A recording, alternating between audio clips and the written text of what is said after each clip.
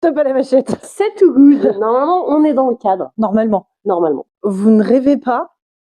On a enfin reçu nos livraisons. Oui, j'ai pu engueuler des gens ce matin et c'est arrivé à 14h. Voilà, ça fait plaisir. La journée a si bien commencé. Oui, exactement. T'étais en train de m'envoyer des messages, j'ai fait waouh, il va être compliqué ce vendredi. J'allais brûler le local de Céris, clairement. Ah ouais, non, franchement. Mais c'est là, du coup ça sort un peu plus tard que si c'était sorti hier. Bah, c'est ça, et puis comme en plus on a pris une semaine de congé, donc il y a des choses qui sont sorties pendant qu'on était en congé aussi. Tout à fait, mais c'est là, c'est arrivé, on va pouvoir en parler. C'est ça, exactement. T'es sur la pointe des pieds, on est d'accord? Oui, pour être sûr d'être dans le cadre, parce que je me suis dit sinon après on aurait plus. Bah, c'est parti, on y va. Et ben je te laisse les manettes. Ah, je suis plus dans le cadre. Eh ben non, et moi non plus d'ailleurs. Bonjour, vous allez bien? Toujours. Alors, on revérifiera régulièrement parce que bon, ça va, ça a craché à 45 secondes de la fin il y a 2 semaines, mais c'est parti, on y va. Qu'est-ce qui est donc sorti la semaine dernière, cette semaine? Et qu'est-ce qui est revenu en stock? Déjà. The Veil of Eternity est revenu. Bon bah c'est là, voilà. Il y en avait plus, il y en rena. Si vous n'avez pas vu, on en parle. On en parlait en décembre. Ouais. De mémoire. Ça en recule un petit moment. Ouais. Bah il y a eu un très petit réassort pour Cannes et puis maintenant il y en a. Je me suis dit poser ça là, puis je vais le retrouver là demain matin. Allez, hop, le Meglicorn pour aller avec. On a reçu l'extension de forêt mixte. Pas facile à dire. Les mots ne veulent pas. Hein. Une semaine de vacances, ça a tout reboot, je sais plus parler. Bon, 36 nouvelles cartes. Voilà, dans les Alpes. Il y a des bouquetins, ça me rajoute du bouquetin. Il y a des marmottes et des bouquetins. Oui, bah dans les Alpes, voilà. Bon, la boîte de base de forêt mixte est nécessaire pour pouvoir jouer. C'est une extension. C'est bien de le préciser. On ne sait jamais. Enfin arrivé. Ça aussi, ça a eu du mal à sortir, pauvre Stéphane. L'île au Forban, dans la lignée. Tiens, vas-y, je reviens. Hop. Oh là là.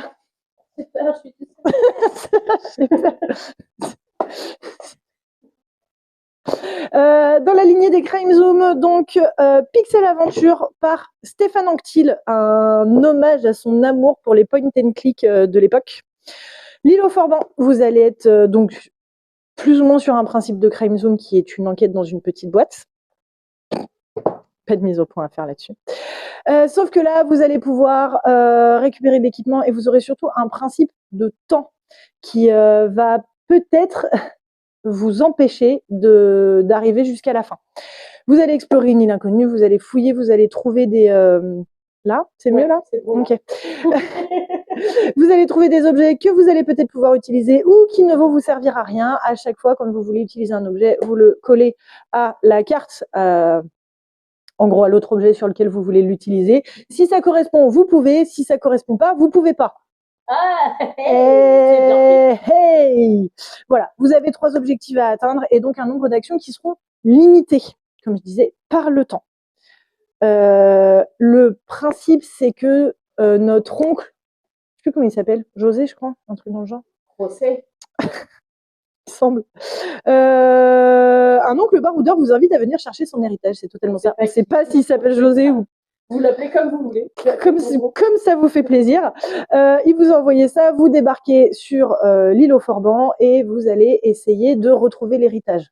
Est-ce que vous repartirez méga riche ou ultra pauvre ou super mort et vous repartirez jamais? Voilà, ce sera à vous de voir.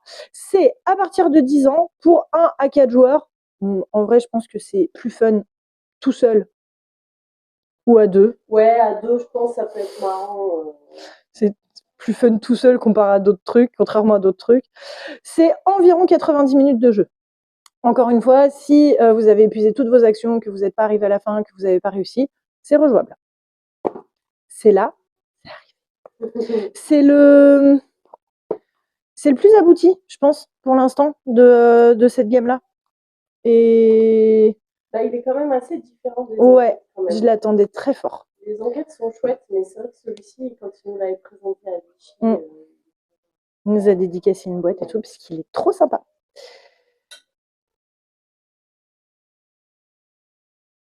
Oui, je fais gaffe à pas m'éborgner. Oui, promis. Parce que franchement, c'est un mug ultra pratique. C'est le mug de l'enfer. Il est mignon, mais non, parce qu'en plus, tu peux tenter là comme ça, mais il y a une oreille qui gêne. Ouais.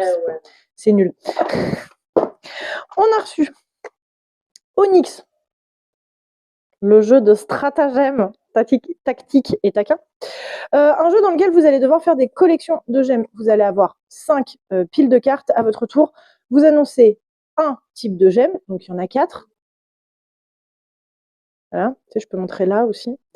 Il y en a 4. Vous allez annoncer un type de gemme, récupérer toutes les cartes sur lesquelles il y a ces gemmes-là, à condition qu'elles soient adjacentes les unes aux autres. Côte à côte. Donc, on sait jamais.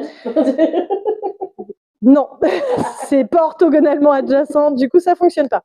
Vous récupérez les gemmes, vous allez constituer des collections devant vous. Une collection est constituée de 4 gemmes différentes. Vous n'avez pas le droit de placer une gemme que vous avez déjà dans une collection dans laquelle elle y est déjà.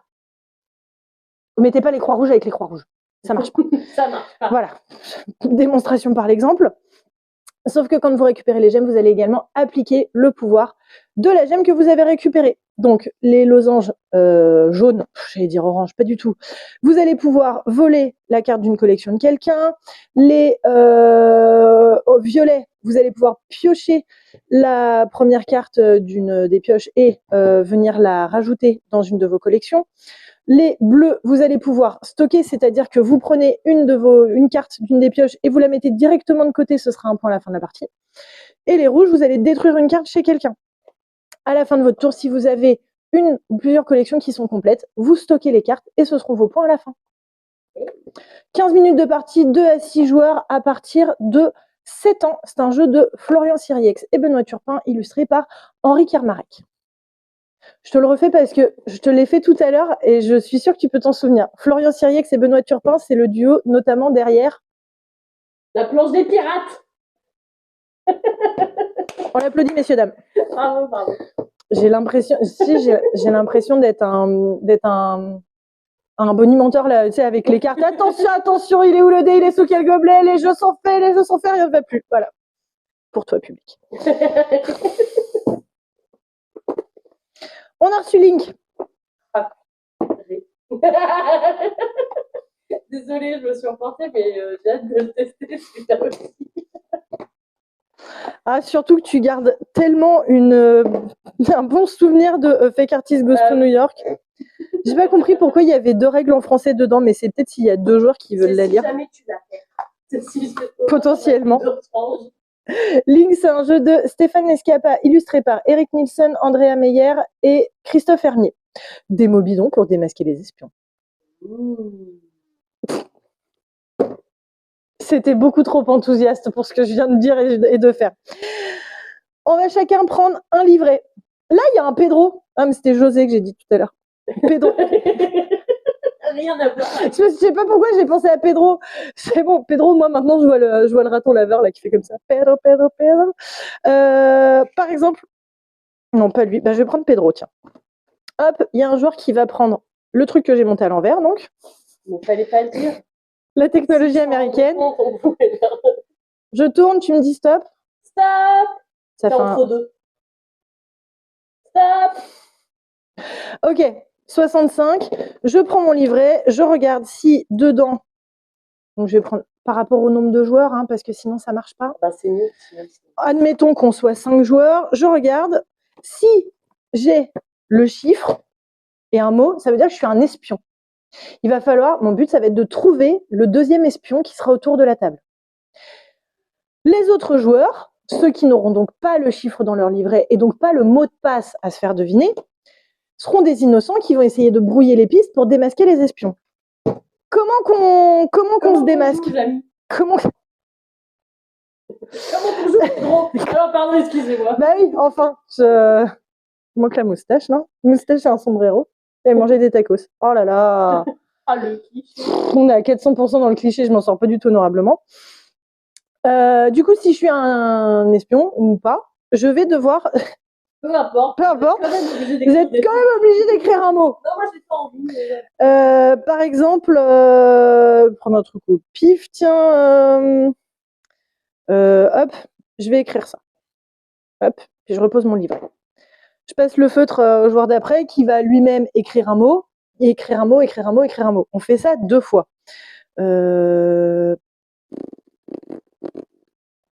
Hop, allez, parce que j'ai pas bien été scolarisée, donc j'écris des mots de 3 lettres. Énormément.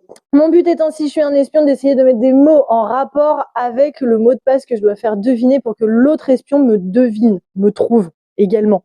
On se sait, on se trouve. Les innocents, ils savent pas quel est le mot de passe à faire deviner, donc ils vont mettre des trucs au pif, mais ils vont essayer de mettre des trucs en rapport avec ce qui a déjà été mis. S'ils commencent, ils font ça au pif et puis ils se débrouillent. Tu mets chaussures et puis en fait, il fallait que tu fasses deviner cocotier. Bon, bah... Il y a pas tant de rapport, quoi. Voilà. Une fois que tout le monde pense qu'il a trouvé quelqu'un ou pas, d'ailleurs, on lève les mains. Les espions se désignent eux-mêmes et l'autre qui pense être un espion. Les innocents désignent les espions. Ceux qui avaient raison marquent des points. Voilà. J'aime bien le jeu. Moi, j'ai hâte de voir ça. En plus, avec un petit dans le nez. Voilà. Ce sera encore plus. En parlant de ça. Voilà. Alors moi, ce que j'aime bien, c'est que tu joues directement sur les livrets. Voilà. Oui, c'est vrai que c'est vrai. Bah, au moins, il n'y a pas de matériel inutile encore. Bon. Livré, il faut que tu écrives ailleurs. Au moins, là, c'est 4 à 8 joueurs à partir de 10 ans et des parties d'environ 15 minutes. Voilà.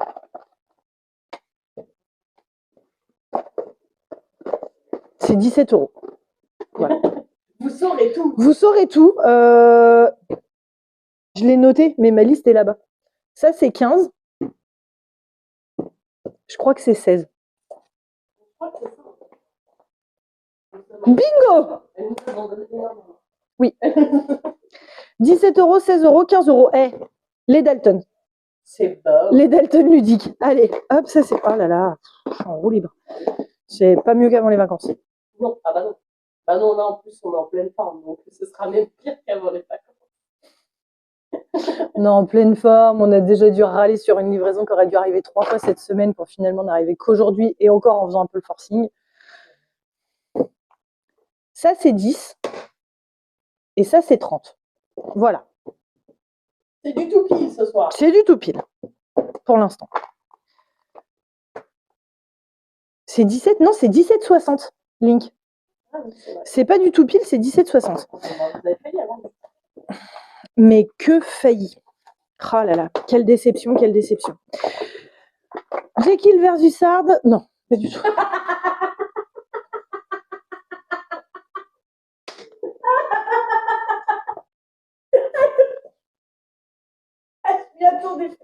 Moi non plus.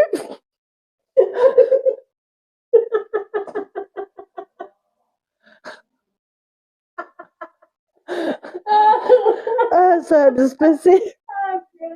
Désolée.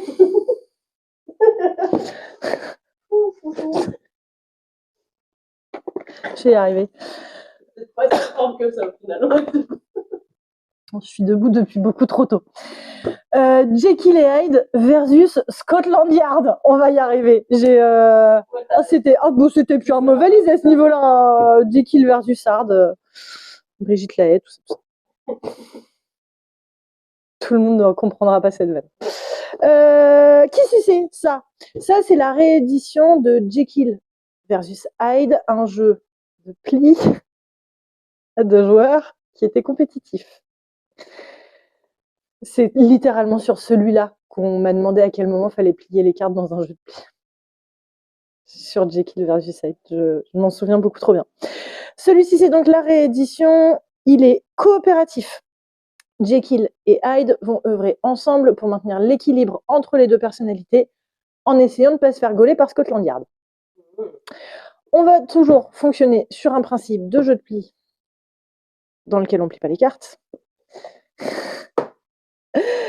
Sachant que pour la ville de Londres, du coup, il y aura une pile de cartes et qu'on retournera une carte au pif à chaque fois. Et ensuite, chacun va jouer une carte. La plus forte carte de la couleur qui a été demandée l'emporte. Une fois qu'on a joué tous les plis, on regarde qui en a marqué le moins et on avancera le pion de Jekyll et Hyde d'autant de cases. Le but étant à la fin des 2 manches que le pion soit arrivé pile poil sur la dernière case de la piste. Sinon, si on se fait rattraper par Scotland Yard, on perd. Si le pion dépasse de la piste, on perd, etc., etc. Moi, j'aime bien parce que c'est ce que je disais tout à l'heure. Je l'ai rangé à côté de Dracula versus Van Helsing, qui est également un versus et qui est également à 2. Dracula versus Van Helsing, illustré par Weberson Santiago. Jekyll et Hyde versus Scotland Yard, illustré par Vincent Dutré, et qui est les 2 illustrateurs les plus prolifiques de l'année 2023. C'est vrai. Je pense. Au moins dans notre boutique. Au moins chez nous. C'est un jeu d'Olivier Sipierre et Géonil, illustré donc par Vincent Dutré.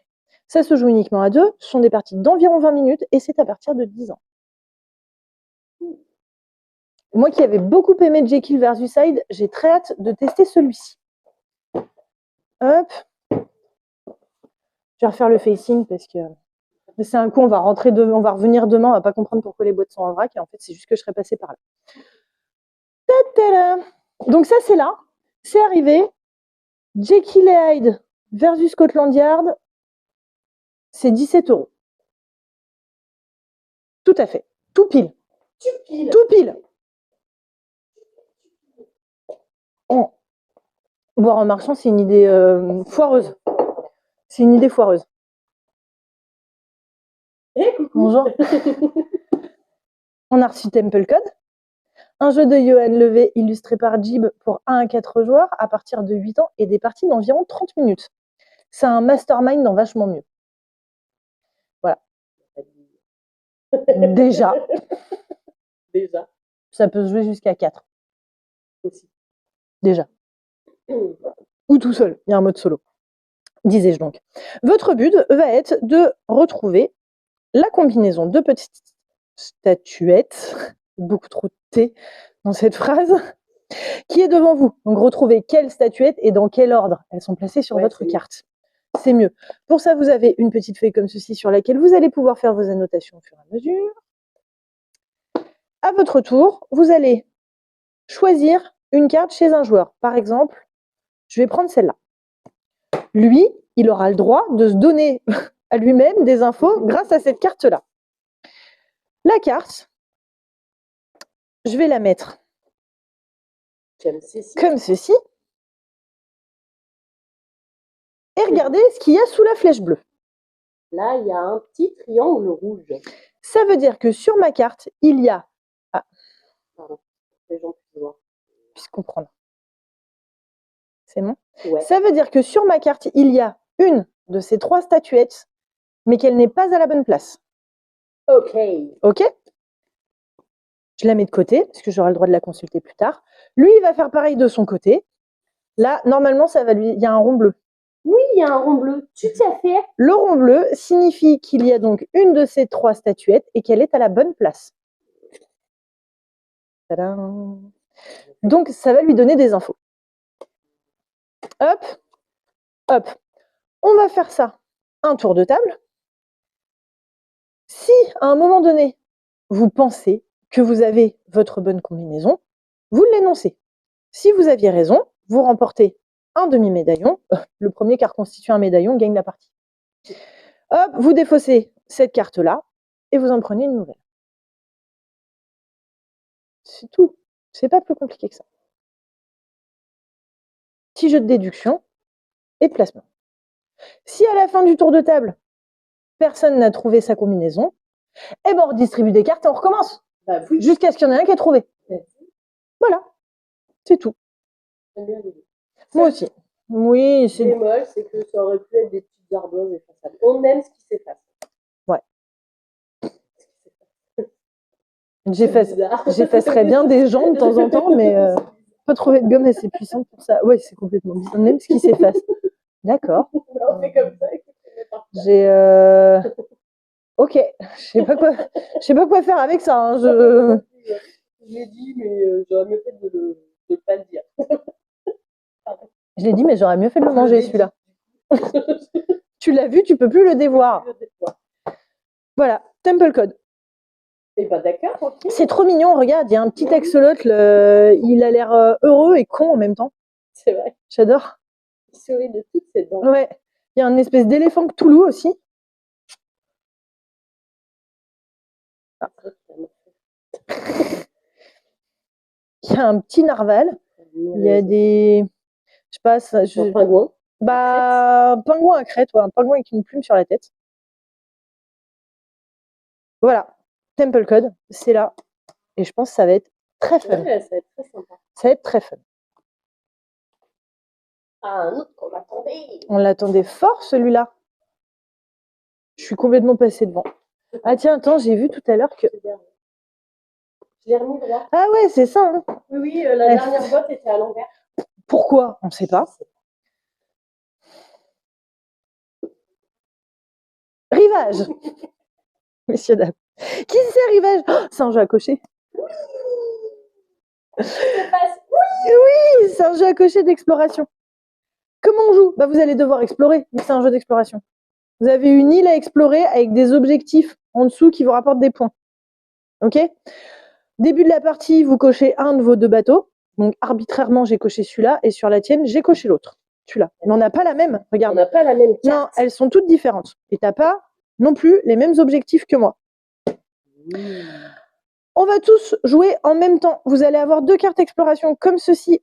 Vous allez en choisir une des 2 et décider. Bah, c'est la première ligne à chaque fois. Hein, c'est la première ligne disponible. Mais par exemple, je décide que j'ai quoi? Attends, parce que j'ai quoi à côté de mon bateau? Non, c'est une idée pourrie. Pas du tout, absolument pas. Oh, et puis c'est foireux ce que j'ai fait. Vas-y, je crois que je vais commencer avec l'autre bateau, ce sera plus simple. Hop là, ah ça y est, ça triche. Hop là. Ouais, bah si j'avais ça se saurait si je préparais des trucs. Je vais donc choisir une des 2 cartes, la première ligne d'une des 2 cartes, celle-là parce que ça m'arrange. Je vais pouvoir cocher 2 jaunes, 2 verts dans l'ordre que je veux. Mais il faut que la première caisse que je vais cocher, elle soit adjacente à une caisse déjà cochée. Donc je vais pouvoir faire ça, ça, et puis ça et ça, par exemple. Ou ça aurait pu être là. J'explore au fur et à mesure. Et là, je vais dire que j'ai plus le droit de les utiliser. Hop, on va faire ça jusqu'à ce qu'on ait complété une carte. Par exemple, là, qu'est-ce qu'on pourrait faire avec ça? Ça m'arrange moyen. Bref, vous avez compris l'idée. Les objets comme ça, ils vont permettre de cocher différents objets sur notre île dans l'ordre qu'on veut. Par exemple, je peux décider à un moment donné d'utiliser celui-là pour cocher là. Ça va me permettre de repartir aussi, etc., etc. On va faire ça. Voilà. Une fois qu'on a fini notre tour, on passe les cartes à gauche. Ok? Ouais. On récupère celle de droite. Principe de draft. Ouais, j'allais dire. Et exactement. On va continuer comme ça jusqu'au soleil couchant. Dans la vallée. Non. Tais-toi.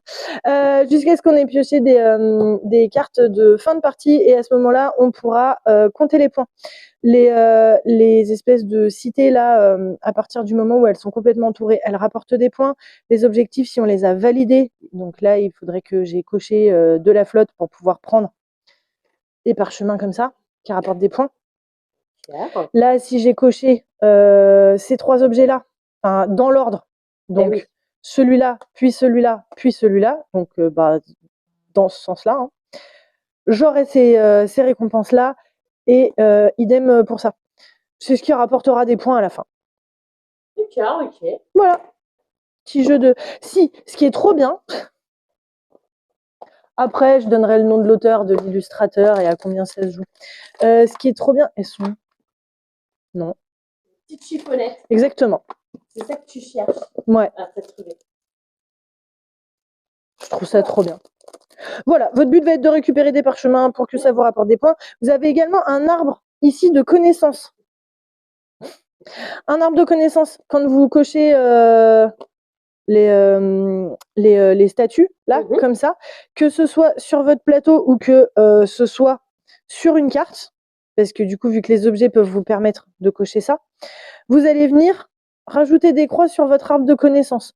Bon, celui-là, il est relativement facile parce que il n'y a qu'un sens à faire, mais voilà. À partir du moment où c'est comme ça, la coche, vous la rajoutez où vous voulez, à condition qu'elle soit adjacente à une coche déjà présente. Donc, vous pouvez partir dans un sens, puis en fait partir dans l'autre, puis repartir au milieu, etc. Voilà. Ça va te plaire, ça. Ouais. Moi aussi, mais toi, je sais que ça va grave te plaire. C'est un jeu de Joachim Tom, illustré par Nayad. C'est pour ça que c'est joli. Ouais, j'avoue. Voilà. Il y a un petit sachet. Il y a un petit sachet avec des petits crus comme ça à l'intérieur qui permettent de rapporter des petits bonus aussi. Voilà, c'est 25 minutes de partie, 1 à 5 joueurs, à partir de 8 ans. Je viens de mettre un coup de genou dans la table, elle a failli céder. Vous n'avez rien vu. Voilà, Rivage, on l'attendait fort. En plus, on adore les jeux à cocher, donc forcément. Il y a un fantôme qui a fait tomber des boîtes. C'est la prise qui s'est décrochée, enfin, comme d'hab, c'est la multiprise. On l'attendait fort, ça va être, on a hâte de pouvoir en faire une vraie partie. Ça va être trop bien. C'est sûr. Enfin, c'est sûr qu'en fait, si on nous avait livré plus tôt, on aurait pu tester les jeux plutôt que de dire que les règles. Bon, bah, on les testera plus.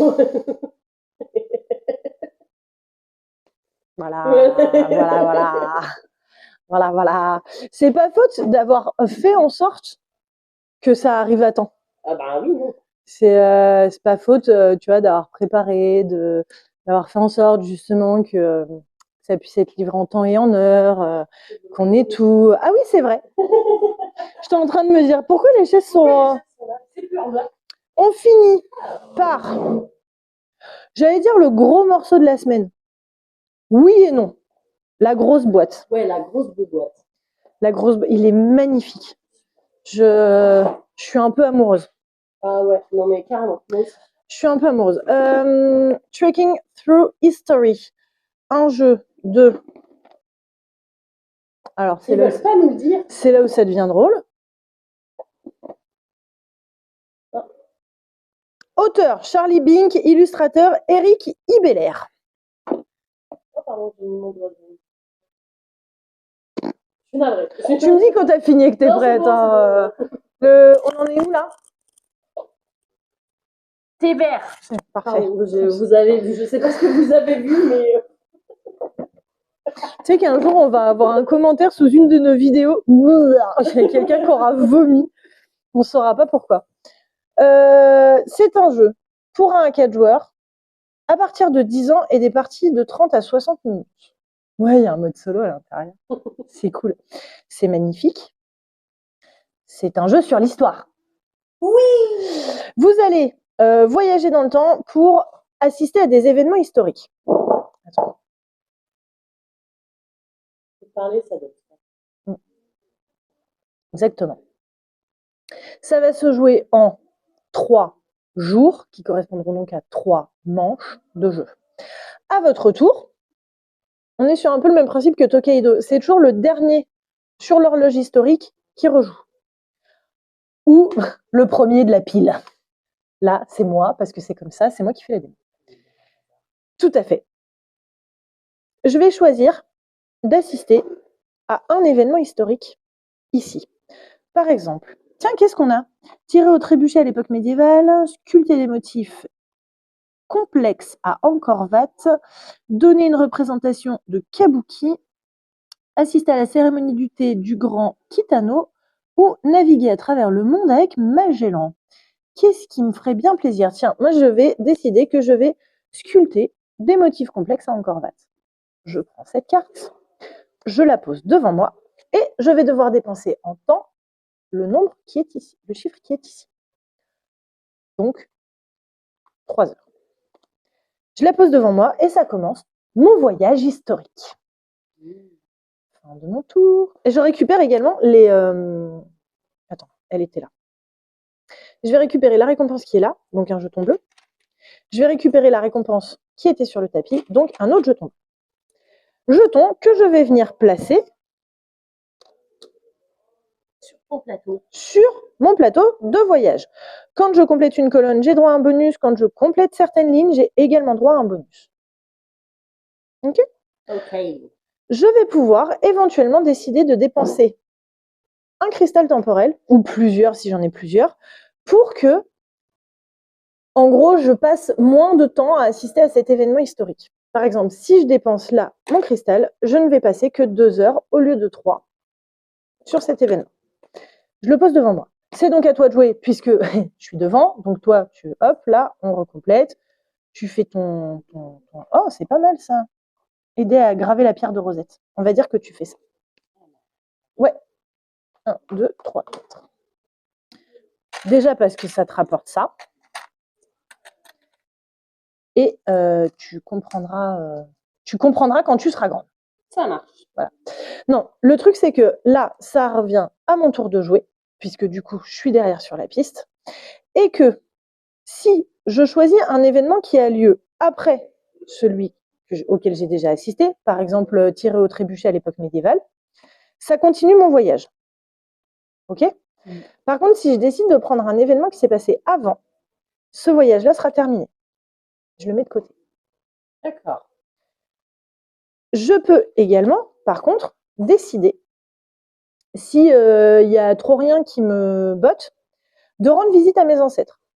Si je le fais, tu vois que là, il n'y a pas de date. Donc ça continue forcément mon voyage. C'est un genre de joker. Qui me coûte 3 et qui va me rapporter un jeton de joker. Voilà. Mais qui, par contre, je ne sais plus s'il rapporte des points à la fin. Si, non, c'est ça. En fait, l'intérêt, c'est que vous allez mettre de côté, au fur et à mesure, les différents voyages historiques que vous allez faire.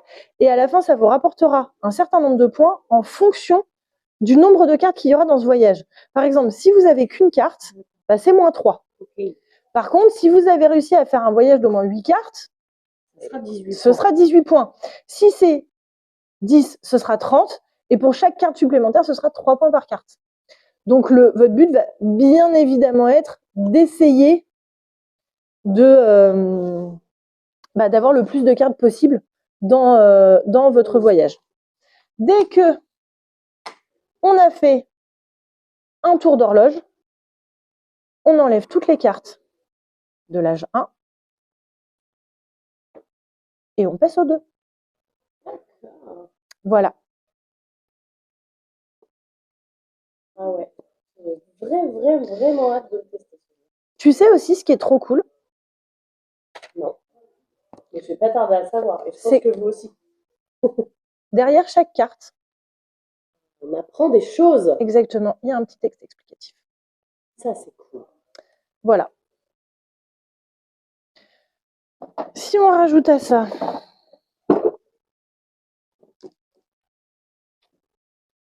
ceci, qui te dit ce qu'il y a comme date, à chaque fois, c'est trop cool. On peut rajouter aux déjà nombreuses qualités de ce jeu un matériel incroyable. Vous jouez quand même sur un tapis en néoprène. Ça, c'est fourni dans la boîte. Hein. C'est pas, c'est pas un bonus en plus parce que vous l'avez acheté. Non. C'est ça. C'est déjà dedans. C'est déjà dedans. Hop.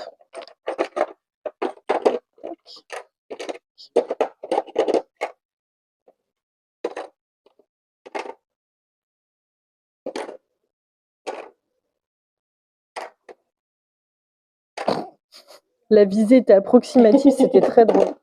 Hop. Ça, c'est la réserve de cristaux temporels. Hop. Ils ont fait ça avec Game Trace. C'est incroyable. Moi, je suis fan. Voilà, ça, c'est pareil. Hein. C'est fourni dans la boîte. C'est pas... Il y a un petit cristal. Rends les cristaux. Rends l'argent! Rembourser nos invitations. Il y a un petit paquet de cartes là qui vient te rajouter des petites modifications du jeu une fois que tu le connais bien. Tu vas subir une distorsion temporelle. Hop. Ça. Non, mais j'aime bien faire ça. J'aime bien faire ça en vidéo, c'est ranger le jeu au fur et à mesure. Hop.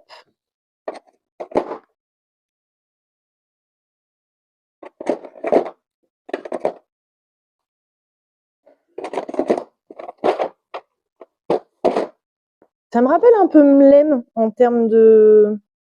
un peu de matériel. Ouais. Baf, le tapis en néoprène, quoi. J'allais dire presque dérisoire, parce que ça, les plateaux de voyage temporel, il y en a 24 en tout, donc vous pouvez les distribuer au pif, ou bien une fois que vous connaissez très bien le jeu, décider avec lesquels vous jouez.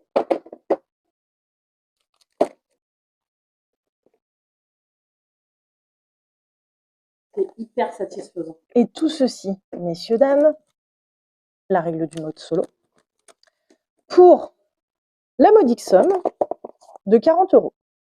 Ouais. Moi, je dis oui. Ben, moi, j'achète. Hein. Je vais repartir avec. Et ça, j'achète. Non, trop bien. J'aime le thème, j'aime les illustrations, elles sont dingues. Le matériel, il est incroyable. Ouais, non, j'avoue, franchement. Et c'est vrai qu'on nous demande souvent des jeux sur l'histoire. Avec voilà, des références à l'histoire et tout. Et là, on apprend des choses. Puis il y a vraiment de tout en termes d'histoire. Oui. Trop bien. Ouais, trop bien. C'est un très beau jeu. Ouais, celui-là, je suis... j'étais relativement impatiente et je suis pas du tout déçue. Hop là, et ben écoute, j'ai l'impression qu'on n'a rien oublié. Rivage, Temple Code, Onyx, Link, Jekyll versus Sard, on va l'appeler comme ça maintenant. Trekking, Forêt Mix, l'extension, l'île au Forban, Vélo Fétin, on aurait pu avoir beaucoup de clients. Vous voulez jouer à... Vous cherchez un jeu à deux? Jekyll versus Sard. Ils vont penser à autre chose. Non, tu crois? Vous n'avez pas Osmose plutôt? Vous avez du cuir là? Pardon. Rangez pas le martinet, il pourra servir. On est bon pour cette semaine? On est bon. La semaine prochaine, il y a plein de trucs qui arrivent aussi. Des casse-têtes, notamment. Notamment parce que, comme vous pouvez le voir derrière, c'est la sécheresse. C'est la dèche. C'est la dèche. Il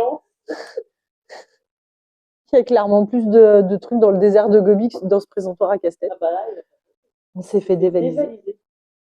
En vacances, bah, le réassort se faisait au fur et à mesure. Bah, si on avait su, tu vois, peut-être que certaines commandes, on les aurait passées il y a 2 semaines, on les aurait quand même mis aujourd'hui. Hein. Ouais, il y a pas mal de choses qui arrivent la semaine prochaine. Ça va être cool aussi. Mais là, franchement, entre du petit jeu d'ambiance, du petit jeu un peu rapide, là comme ça, et du un peu plus costaud comme celui-là, même on va dire un peu comme Rivage, pas si costaud, oui, mais ouais, un peu plus de réflexion. Oui, voilà. Ben, c'était encore une semaine de qualité. Ouais, j'aime beaucoup les jeux sortis depuis le début de l'année. Il n'y a pas grand-chose qui m'a pas enjaillé. C'est exactement ce que j'allais dire. Il n'y a pas grand-chose qui m'a pas... Tu sais, je me suis dit, pas sûr. Si, il y en a un qui arrive, là, la semaine prochaine. Je suis encore un peu dubitative. J'attends de le tester pour voir ce que ça donne.